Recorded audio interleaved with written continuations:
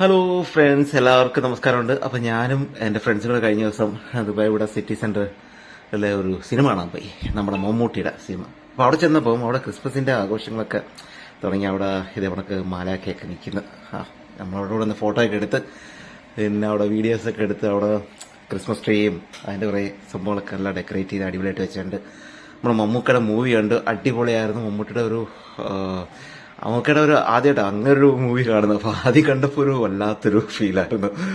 പിന്നെ സൂപ്പർ. മമ്മൂക്കയുടെ അഭിനയം അടിപൊളി. എന്താ ഒരു ഇത്രയും കാലത്തിന് ശേഷം ഒരു വെറൈറ്റി മൂവി കണ്ടു.